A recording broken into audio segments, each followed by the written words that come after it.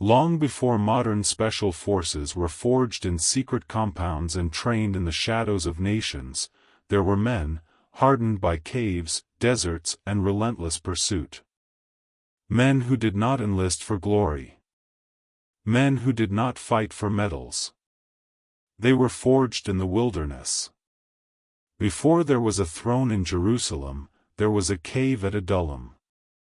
Before there was a crown of gold, there was dust, hunger, and exile. And around a fugitive shepherd king gathered warriors, distressed, indebted, discontented, until hardship shaped them into legends. They were not born mighty. They became mighty. When Israel trembled before giants, they stood. When enemies swarmed like locusts across barley fields, they held the ground. This is not merely the story of battles. It is the story of loyalty under pressure. Of courage when outnumbered. Of restraint when vengeance was within reach. And of faith tested in blood and fire. This is the story of warriors who became legends, and of a king who led from the front. This is the story of David's mighty men. The story begins in obscurity. Before David ascended the throne, when he fled from Saul, distressed and indebted men gathered to him at the cave of Adullam, 1 Samuel 22 verses 1-2.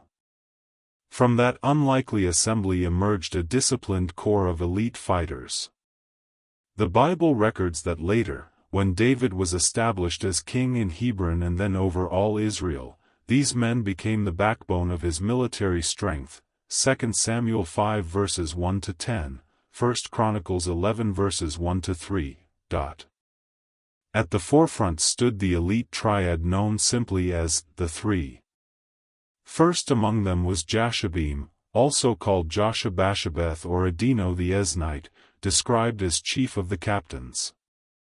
He lifted his spear against 800 men at one time and killed them in a single encounter, 2 Samuel 23 verse 8, 1 Chronicles 11 verse 11. His feat is presented as a singular display of overwhelming martial prowess, marking him as the foremost of David's champions. Next was Eleazar son of Dodo the Ahohite. When Israel retreated before the Philistines, Eleazar stood his ground beside David and struck down the enemy until his hand grew weary and clung to the sword. The text emphasizes that, the Lord wrought a great victory that day, 2 Samuel 23 verses 9-10, 1 Chronicles 11 verses 12-14, underscoring that the might of these warriors operated under divine empowerment rather than mere human strength. The third of the three was Shammah son of Agi the Hararite. When Philistines gathered in a field of lentils and Israel's troops fled, Shammah positioned himself in the midst of the field, defended it, and defeated the Philistines, 2 Samuel 23 verses 11-12. Just as with Eleazar, the narrative credits the victory to the Lord.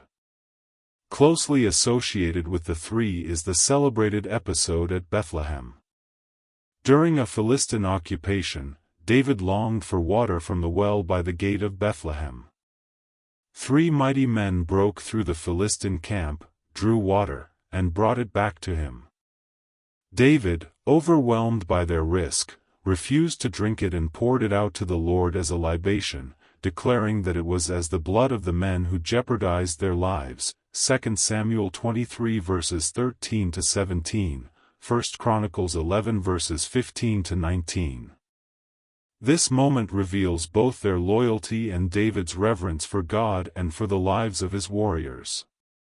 Beneath the three ranked another distinguished group known as the 30, though the number fluctuated over time. Chief among this order was Abishai son of Zeruiah, brother of Joab. He wielded his spear against 300 men and killed them, earning renown though not attaining the status of the three, 2 Samuel 23 verses 18-19, 1 Chronicles 11 verses 20-21. In 1 Samuel 26, it is recorded that David prevents Abishai from killing King Saul, who is pursuing David and his men in the wilderness of Ziph. Abishai finds Saul sleeping in a camp, with his spear stuck in the ground near his head, and offers to kill him in one blow. However, David stops him, citing that one cannot harm the Lord's anointed and remain innocent. Another towering figure was Benaiah son of Jehoiada. He struck down 2 lion-like champions of Moab. On another occasion, he killed a lion in a pit on a snowy day, and slew an imposing Egyptian armed with a spear by wresting the weapon from his hand. 2 Samuel 23 verses 20-23, 1 Chronicles 11 verses 22-25. His exploits combine courage, adaptability, and physical dominance. Benaiah's loyalty endured into Solomon's reign, where he eventually commanded the army. 1 Kings 1 verses 38-39, 235. The broader company of the 30 included Asahel, swift of foot as a wild gazelle, 2 Samuel 2 verse 18, who pursued Abner and was killed in the conflict between the houses of Saul and David, 2 Samuel 2 verses 19-23. The many warriors, Elhanan son of Dodo of Bethlehem is listed among the mighty men, 2 Samuel 23 verse 24, 1 Chronicles 11 verse 26, and elsewhere, and Elhanan is credited with striking down a giant related to Goliath, 2 Samuel 21 verse 19.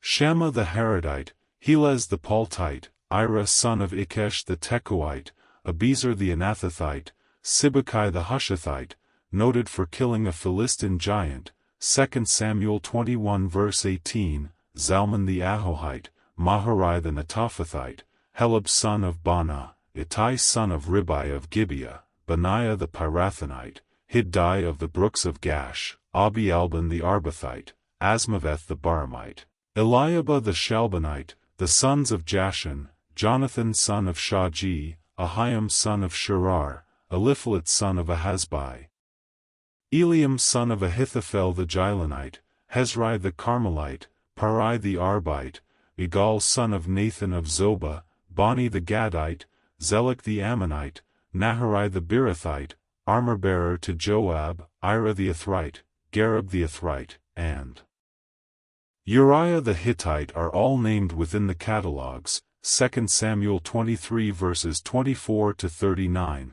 1 Chronicles 11 verses 26-47. The inclusion of Uriah is particularly sobering, for his loyalty contrasts with David's later sin against him, 2 Samuel 11.